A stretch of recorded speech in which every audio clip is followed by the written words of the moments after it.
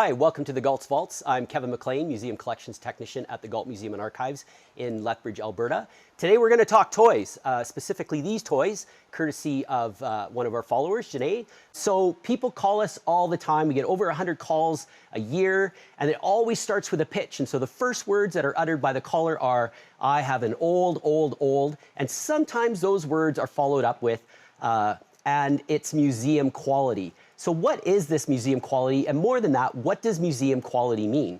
So in some cases, it can mean something entirely different to the caller and to the museum at the same time. And on other occasions, it can mean exactly the same thing. In the case of the museum, why is that? Well, that's because it's relative, and it's relative to the relationship, the specific relationship between the object and that particular donor.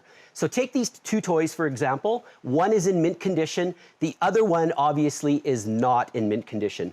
Both are considered museum quality, and that's because the outward appearance of both reflects the relationship that the owner had with that specific item. So one toy was loved so much that the young boy had his parents actually hide it in their closet to protect it from damage. And the other one was loved so much, so intensely, so directly, for so long that it literally shouts, I'll be loved more than you ever will. If only.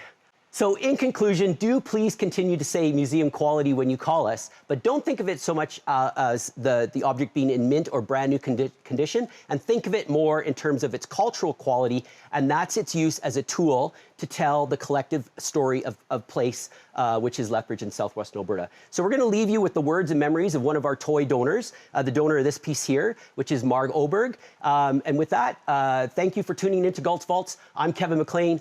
Be well, Lethbridge. My grandparents gifted this to me at Christmas when I was 3 years old. It is a Merry Thought Punkinhead. They meant an awful lot to me because they were gifted by my grandparents. I spent many hours in their home. My mother worked out of our basement. She was a ceramics teacher.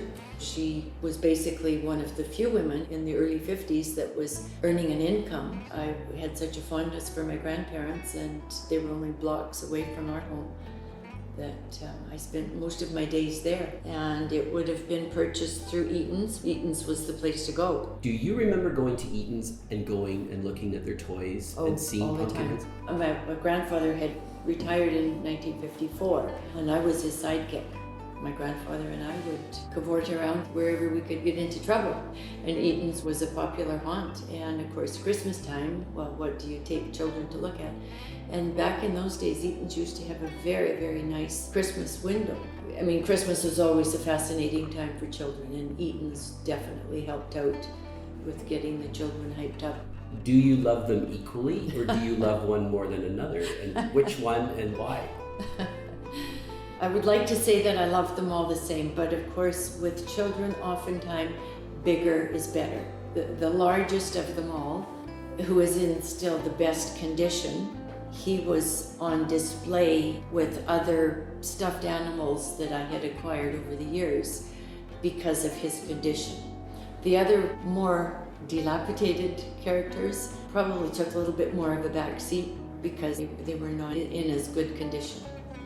And then what would be the second one if you could choose one more in an instant? Well, probably the first one. Okay. Because he opened up my eyes to, at that age, being to love an inanimate object as opposed to parents, grandparents, or siblings. He's probably got a lot more secrets to tell than the bigger one. Despite they're not being loved almost to the same exact extent, the other bears still show a great deal of use and activity. Yes. How do they get so lucky as to look as wonderful as they do? What are you doing to them that they don't look like they did when they were in the store? Being made of non-washable substances, you know, the wooden stuffing and the leather shoes, and they weren't washable, but they're probably so ratty looking because of being constantly with me, having tea parties with them. They were very well guarded, so all of their distressed look is just from love. As a child, I didn't have a favorite blanket or anything. It was my teddy bears. I liked always to have something soft and fuzzy up against my face and against my nose. And they were just the right size that I could hang on to them with one hand and, rub my nose against them. And they were a security feature. Were they on your bed? Did you sleep with them too? Oh yes. And when the big one came, that was a bone of contention because with all of the 4 bears in the bed, there was hardly room for me. And I had been on occasion found on the floor because there wasn't room for me in bed. And that was again a no-no. My parents said, no, if anybody goes on the floor, it's the bears. They were a huge part of my life. I know that the Galt Museum is an important part of the community of Lethbridge.